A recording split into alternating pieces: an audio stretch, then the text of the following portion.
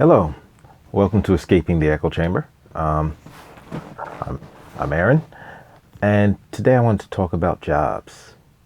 Just over broke, as a friend of mine used to describe it. Because for a lot of us, that's what a job is. Just basically barely getting by week after week, hustling for the weekend, paycheck to paycheck, and a lot of us are in a very dangerous position where if for some reason we don't get that next paycheck, we're in some serious financial trouble, which means that we're already in financial trouble, but we're just basically staying afloat, keeping our head barely above water. And even there are some people who manage to get good jobs, who do have very good jobs, that pay them well, that have benefits, and that they're able to save a lot of money, or that they have the ability to get more stuff. But the situation, my approach to my own life, what I advocate for, and what I politically push for is not for more jobs. Because if you know what the definition of proletariat is, that's the class of people who do not own their own means of production and thus must sell their labor to others. That's what a job is. It's selling labor to others. If that's what you want to do, more power to you. Well, ideally, of course, if that's what you want to do, it's actually less power to you, but that's what you want to do. That's your choice. Cool. That's what you choose to do until you choose to do something else. But I look at it as trying to find a better way. Because if you look at the 1%, you look at those that have amassed wealth and are financially free. How did they get there? Did they get there from a job? Because the way we're taught is to get a job, get this, we go to school, get a diploma, go to trade school, whatever, go to college, get a degree, go get a job, 20, 30, 40, 50. If the job is crappy enough, 50 years is a very real possibility.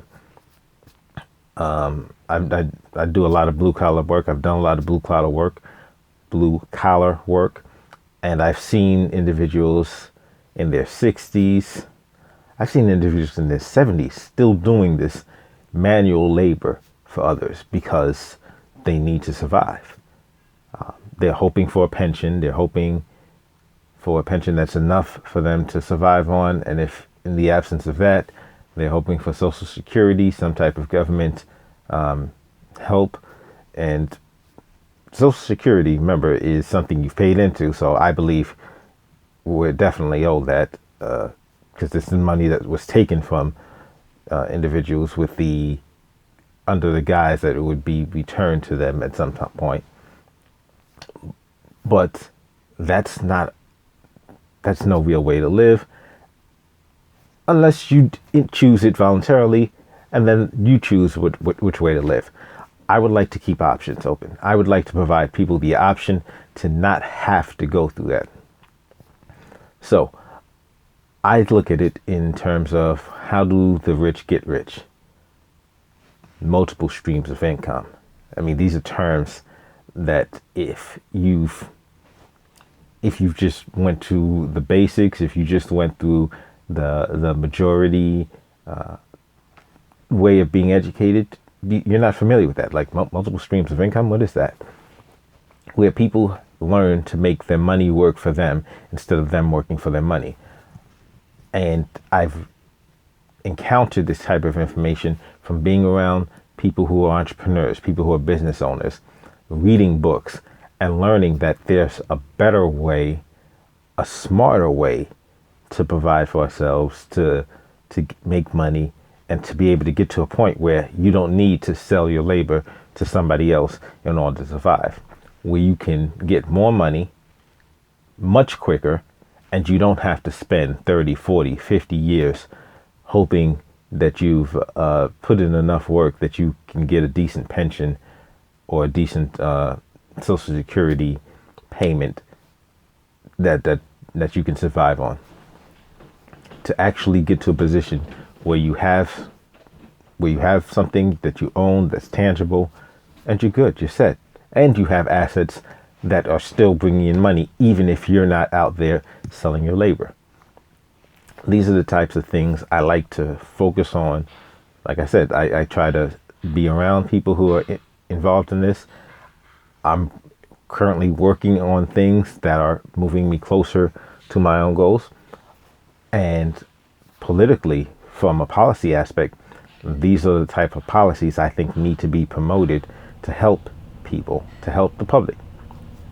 Because crying about people not having enough to pay for healthcare, pay for education, pay for food, pay for housing, these are all symptoms of a greater problem. You know, people need more money to in their wages. These are all symptoms. And so you say, let's attack each of these separately. Let's give them higher wages at the job. But you're still selling your labor to somebody else. Let's give them let's take the tax money to pay for their college. It's backwards. And it's not getting at the root of the situation, which is fighting for people's economic freedom. Because we're not truly, if we're forced in a position where somebody can say to us, people can talk to us any type of way. If you've been on a job that especially if you're in the service industry, you know this far better than most. When customers are yelling at you and disrespecting you, but you've got to take it because you need that check. If you respond in kind, you wind up losing your job. What are these bills that you've got piled up? Who's going to pay them? How are they going to get paid?